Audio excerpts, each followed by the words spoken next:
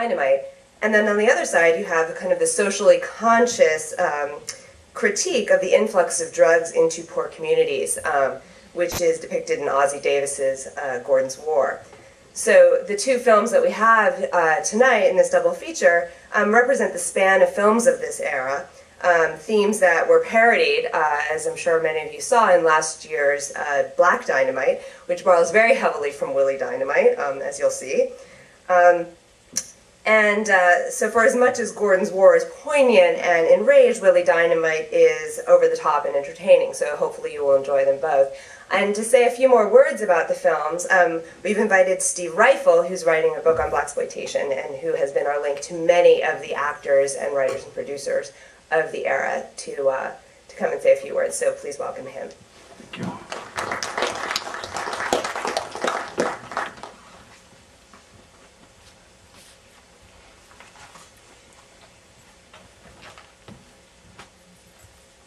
Thank you, Allison, and I want to commend and thank the archive for putting on this series. It's been it's really wonderful to see some of these films on the big screen that are not available on DVD, and it's a rare opportunity to get together with fellow enthusiasts of this type of thing, which doesn't get discussed very seriously very often. I just wanted to point out a couple of things about these two films. The struggle between art and commerce as it pertains to film has been going on since the beginning of Hollywood, but I think never was it more apparent than during the era when these films that we now know as Blaxploitation were being produced in the early 1970s. You had, during that time period, an influx into Hollywood of very talented people, African Americans making inroads into motion pictures at that time, who largely came from the theater. The stages of New York and Chicago, Cleveland, LA. And these were artists, serious artists who were committed to bringing serious, incredible stories of Black American life to the stage. And when they transitioned to film, they were very much committed to doing the same thing. However, these serious artists often ran into a buzzsaw, the buzzsaw of commerce in the form of white producers and white studio heads who had this preconceived notion, largely based upon the success of Sweetback and Shaft, that black audiences wouldn't be interested in films unless they contained things like pimps and pushers and crime and violence. And so the first film that we're going to see tonight is Ossie Davis's Gordon's War. Ossie Davis, as you know, was not simply a filmmaker, but a civil rights activist and a playwright and an actor. During the 1960s, he had written the play Pearly Victorious, which is a very political play, a satire of race and racism in the Deep South that was also made into a film and later a musical.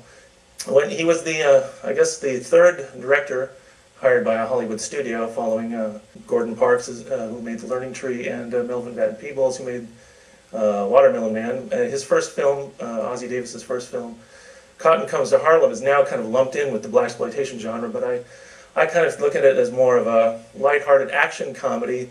He hardly was trying to exploit. It doesn't contain a lot of the salacious and exploitative elements that are associated with this type of film. And here, 3 years later, when he made Gordon's War, think about it, all that had happened in the intervening couple of years. Superfly had come and gone, and the whole flap surrounding that had come. And Ossie Davis, not only was he a civil rights activist, but he had been highly active in Hollywood, pressuring the studios to improve the image of African Americans in film. As an example, in the late 60s, he led a campaign to prevent, and he was successful in preventing David Wolper and Norman Jewison from making a film out of William Styron's book, The Confessions of Nat Turner, a highly controversial book, and many people objected to the portrayal of Nat Turner in that film. And he won. It was largely due to Ossie Davis and his efforts that film was not made. Well, here we are in '73. I don't remember Ossie Davis's particular or specific feelings about Superfly, but he certainly was aware of it. And that film, wrongly, I believe, was accused of being a pro-drug film, but it was tagged with that label. This film, Gordon's War, I believe, well, if I had to call it or label it, I would call it an anti-Blaxploitation film, for lack of a better way of describing it. It clearly has a more positive message that it's trying to impart. But again, undoubtedly due to the influence of the two white writers and the white producers, it's saddled with just enough of the elements of this type of film that we call blaxploitation, violence and crime and whatnot. Oh, and I wanted to mention, other than Ossie Davis, in the cast of Gordon's War, we have Carl Lee, the son of Canada Lee. A lot of you may have seen him in Superfly, a couple weeks ago when it was showed here, but Carl Lee was a very serious actor on the New York stage in the 1960s, and he was the creative ally and romantic compatriot of the avant-garde artist Shirley Clark, and he appeared in two of her films, The Connection and The Cool World, which are unfortunately hard to find. They're actually, especially The Cool World, that's a very significant film in the history of African American cinema. And the second film you'll see tonight, Willie Dynamite, as you mentioned, is it's a very colorful film, but keep in mind that it was made by Gilbert Moses, and it stars Roscoe Orman. Two gentlemen. Roscoe Orman is, of course, best known as Gordon on the Sesame Street. I believe he's still playing that role after all these years. But these two gentlemen were founding members of the Free Southern Theater in the early 1960s, and the Free Southern Theater was a group of actors and students who, at the height of the civil rights movement, when all this agitation and unrest was happening down south, they headed south, and they were committed to establishing theater in the community. They brought theater to the black community, sometimes in rural areas where there was no theater. They would improvise and do a play in a church or school or whatnot. And some of their works were highly, politicized, and they were run out of town. Sometimes they were arrested, beaten, intimidated by the local white authorities. Their work was considered quite threatening. These were serious artists. One last comment I would like to make is that Willie Dynamite, the other prominent cast member that you should keep an eye on, is Diana Sands. This was her last film. As a matter of fact, this film was released shortly after she died. She died in September of '73 at the age of 39. She was struck down rather quickly by a rare and aggressive form of cancer. And Diana Sands, again, was a very serious artist, going back to the original production of A Raisin in the Sun in 1959. She originated the role of Beneatha Younger, and she also plays it in the film version that was produced a few years later.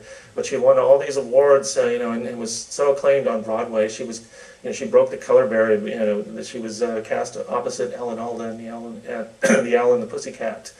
And she was just on the cusp of superstardom. She could have been the first real black American superstar actress, if not for her death. She had just a couple of years before this had given a tour de force performance in The Landlord. I believe she steals that film from everybody, and that's got a wonderful cast. She should have been nominated for an Oscar for that film. It just came out on DVD, so if you haven't seen it, it's Hal Ashby's first film. I encourage you to seek it out. And at the time of her death, she had just she had completed 2 pictures out of a 5-picture deal with a small company called Kelly Jordan, but they had committed to starring her in a series of feature films, so she was just right there when she was struck down in her prime. So what I'm trying to impart to you only is that, in the last 10 years or so, or 15 years, as blaxploitation has become, sort of repopularized and rediscovered by so many people. It's a great thing, but sometimes what gets trivialized, as we talk about, the fact that these movies have style and great music and great performances and attitude, and they're cool, right? But we sometimes lose sight of the fact that what was happening on screen before our eyes at that time was a battle for artistic self-determination and independence. Anyway, enjoy. Good night. Thank you.